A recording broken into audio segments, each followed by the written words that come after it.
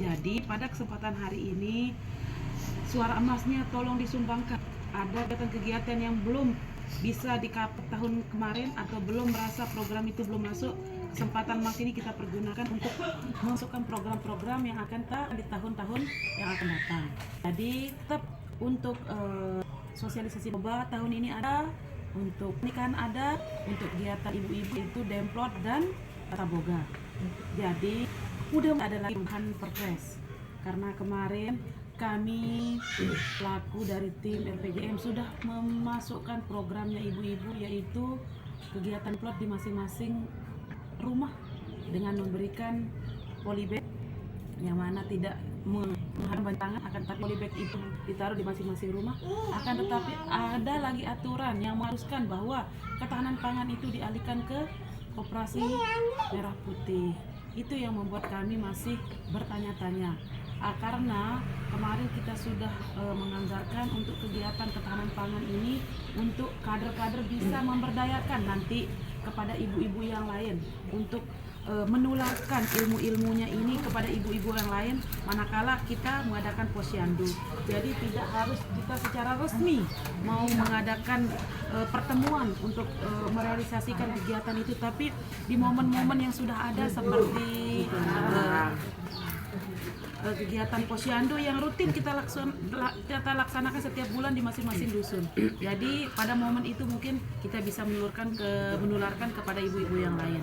Mudah-mudahan walaupun tetap diadakannya Koperasi Merah Putih ini ataupun BUMDes apa bahasanya yang harus dilaksanakan oleh desa melalui perpresnya Pak Presiden kita yang sekarang Pak Prabowo tidak menghalangi program-program yang kita sudah rencanakan di tahun kemarin, yaitu tahun 2024.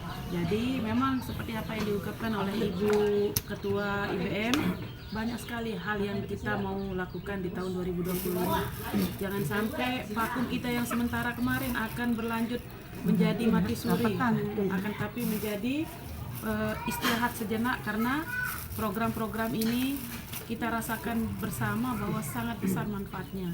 Setelah ibu-ibu kader bisa mensosialisasikan di masing-masing wilayahnya, di masing-masing posyandunya, di masing-masing tetangganya, kita merasakan bahwa ada penurunan sangat signifikan terkait masalah pernikahan anak, terkait masalah narkoba. Dan saat ini kita tidak bisa pungkiri juga bahwa Desa Bangkal menjadi salah satu desa target yang mana Bangkal menjadi salah satu desa yang lumayan dibilang zona merah ya, karena populasi narkobanya. Tapi kita jangan berkecil hati, kita tetap semangat bahwa masa depan anak-anak kita ada di tangan kita juga, karena kita tahu bersama sekarang anak-anak kita bahkan jarang untuk bergaul, jarang untuk keluar, jarang untuk sosialisasi. Dia malah senang di rumah dengan gadgetnya masing-masing. Jadi memang besar sekali PR kita untuk kita laksanakan keinginan kita untuk tidak ada laginya narkoba atau pernikahan anak. Jadi pada kesempatan hari ini seperti apa yang saya ungkapkan tadi, sumbangkan suara emasnya, kegiatan-kegiatan apa yang merasa belum ada atau belum kita usulkan di tahun yang kemarin. Jadi kesempatannya adalah kesempatan emas, karena RPJM itu hanya bisa dilakukan sekali dalam masa jabatannya kepala desa. Jadi mohon dipahami, karena kepala dusun juga kadang ada yang merasa belum paham apa itu RPJM. Dia merasa bahwa RPJM itu adalah APBDes, padahal runtutan RPJM itu adalah, dia cerita sedikit bahwa RPJM itu adalah bahasanya, kalau bahasa kita itu kitabnya desa, yang mana RPJM dulu awalnya masa jabatan kepala desa 3 bulan setelah kepala desa dilantik wajib sudah ada RPJM-nya. Nah, di RPJM itu apa program-program selama kepala desa menjabat harus sudah masuk di sana. Nah, setelah itu, setelah RPJM sudah terbentuk, di bulan atau pertengahan tahun, di bulan Juni Juli itu kita namanya ada musyawarah Musdes RKP. Nah, RKP itu adalah mengambil dari RPJM itu sendiri, baru dimasukkan ke dalam RKP. Apa itu RKP? RKP itu adalah rencana kerja pemerintah desa. Nah, setelah dia masuk di RKP, barulah dia akan masuk ke APBDes. Jadi, kalau tidak ada di RPJM, tidak akan mungkin program-program itu akan masuk ke RKP ataupun ke APBDes.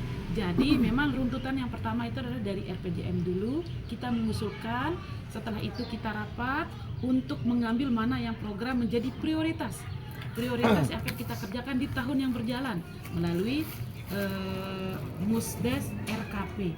Setelah RKP jadi, baru kita akan ke APBDes. Nah, APBDes inilah yang akan mengatur kemana uang atau berapa jumlah uang yang akan kita terima di tahun berjalan, baru kita ambil program yang dari RKP. Nah, begitulah runtutannya. Jadi jangan sampai kita berpikir bahwa di tahun kemarin kita sudah mengusulkan 5 program tapi belum ada direalisasi sampai tahun ini.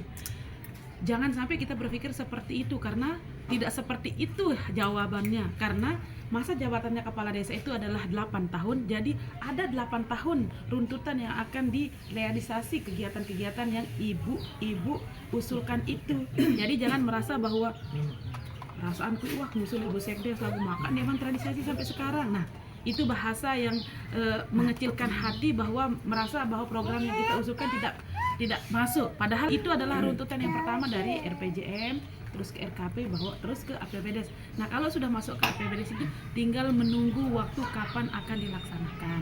Nah, seperti itu. Jadi pada kesempatan hari ini sebelum kita musyawarahkan atau membahas terkait masalah kegiatan kita yang seperti di IBM ataupun relawan Sapa, yang minta sumbangan suara atau kegiatan yang belum masuk di tahun kemarin, yang bisa tiang usulkan, yang tiang bisa input, yang tiang bisa masukkan ke RPJM 2023, 2020, 2031. Jadi memang sekarang Pak Kades itu masa jabatannya 8 tahun, bukan 6 tahun, tapi 8 tahun. Kemarin itu harusnya 2029 Pak Kades berakhir masa jabatannya, ditambah 2 tahun kembali.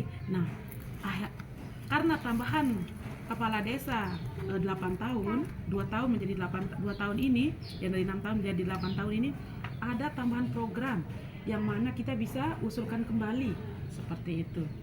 Jadi kadang kayak kemarin Niki, tempat yang mungkin ada yang ikut di kantor desa, ada yang gagal paham Bapak Kepala Dusunnya bahwa program-program dari 40 program hanya 2 program yang sudah direalisasi. Pak Kades ini baru berjalan 2 tahun, ibu-ibu. Dia itu dilantik tahun 2023 dan sekarang itu tahun 2025. Dia dilantik tanggal 26 Juni tahun 2023 dan sekarang tahun 2025. Berarti kalau secara baru 2 tahun berjalan program-program. Nah, akan tetapi walaupun 2 tahun berjalan, kita masih sampai saat ini masih merasakan efek dari COVID, yang mana BLT itu masih sampai detik ini masih kita memberikan BLT. Terus yang kedua, ketahanan pangan. Jadi memang walaupun bahasa anggarannya besar dana desa, tetap BLT ini yang menjadi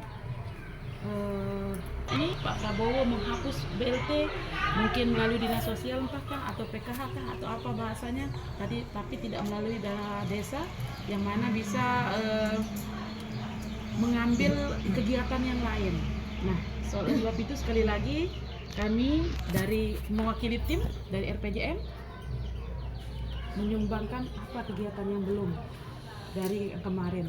Coba diingat-ingat kembali program-program yang mana kemarin belum dilaksanakan, karena kemarin itu saya lupa membawa, soal ada di dari masing-masing kader ada yang merasa programnya belum masuk di tahun yang berjalan. Mungkin itu saja Bu, terima kasih banyak. Mohon maaf panjang kali lebarnya. Kalau memang belum dipahami, kalau ada yang mau ditanyakan, kalau ada yang mau ini boleh langsung bertanya biar tidak gagal paham kembali. Jangan sampai nanti setelah kita balik dari sini baru bertanya apa itu RPJM, apa itu RKP, apa itu APBDes, dan bagaimana cara merealisasikannya, bagaimana cara mengusulkannya, dan bagaimana cara bahwa program itu kita bisa masuk. Jadi pada kesempatan hari ini lebih dekat, lebih baik, lebih banyak bertanya, lebih banyak paham seperti itu.